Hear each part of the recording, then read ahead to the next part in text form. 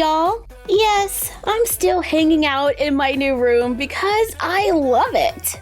And I want to expand on it. Like maybe we could use a little closet over here or even a false wall. Just so we can play with angles and stuff like that. But space is always an issue.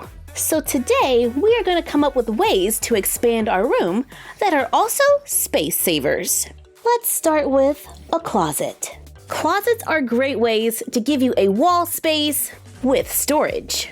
I'm using foam board, however you could always use cardboard if you like. The side walls of our room measure 11.5 by 13 inches, so that is how big we are going to make the closet. Measure and mark the foam board, cut on the lines drawn. I love this colored foam board, but it does leave fingerprints. If I have any kind of oil on my hands, it totally shows up. You see that there? So I'm going to use this for the inside of my closet. I cut 2 more pieces for the sides that are 4 inches wide. I cut a 4 by 11.5 inch piece for the top, but I need to subtract the width of this foam board so it's flush with the walls. So I put it on the edge and we'll just draw a little line so we know where to cut. Actually, our closet doesn't need a top. We're just gonna need a bottom. So let's go ahead and take 1/2 inch off. I am using a sharp X-Acto knife to make my cuts. Then let's flip them over and I'll just glue the small piece underneath the larger one, creating a little lift inside of our closet. Glue it onto the bottom of the back wall. I use my ruler and mark lines where I want to put dividers or shelves. Let's put a shelf every 3 inches. Cut foam board to glue onto the lines. I'm gluing on the smaller shelves first, then glue on this little wall divider. I add another shelf on the other side. We can now start to see the setup. Take a wooden dowel and let's cut it to go right across. Our new hangers from Azusa Barbie are pretty wide, so we're gonna mark where the pole should go to make sure everything can fit. I think about there is right. Glue the wooden dowel onto the spot marked. Glue on the side walls to make the closet. On the other side, I am going to cover it with paper. I used our light wood printable from our jewelry store. I covered 2 of the sides and left one blank where we can place the label so it will line up neatly with our other hidden doll rooms. Now we could leave this wall just a large wood panel, but I want to take it a step further. I am going to make a few panels to glue onto the front. This is a burlap scrapbook paper, and I got some burlap ribbon. I'm gonna just glue it right on top so that we have that texture. You could use a solid piece of paper. This is just what I got at the moment. I cut the paper into 2-inch strips, apply glue, glue the ribbon on top, trim off the excess. Burlap is kind of messy. You've been warned. But remember, this step is completely optional. I just want that burlap texture. That's why I'm gluing the ribbon over the burlap paper. You could always just go with the paper and save yourself some time. Then cut and glue the wood on the edges to make a framed panel that we can glue onto the box to create a pretty nice little statement wall. When placed on the other side of the room, it allows us to expand our scene. And when we turn it around, we have a functional closet on the other side. That is perfect for our new hangers from Azusa Barbie. This is a fun way of closing in this space without actually closing it in. This closet is very similar to the one that we made in our rainbow room from the Barbie Versus. I love closets. We have dolls, they have tons of clothes. Closets are very useful. And I just really wanted a closet to go with this new space. But what I don't like is how I cannot store my floor extension in the room. So let's come up with a solution for that.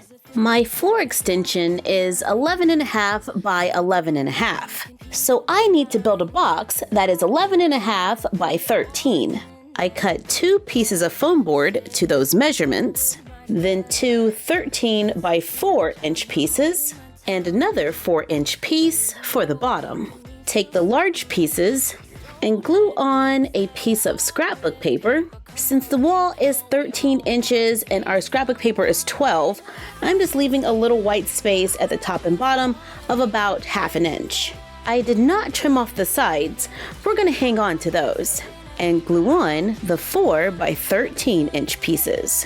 And the paper goes all the way to the edge.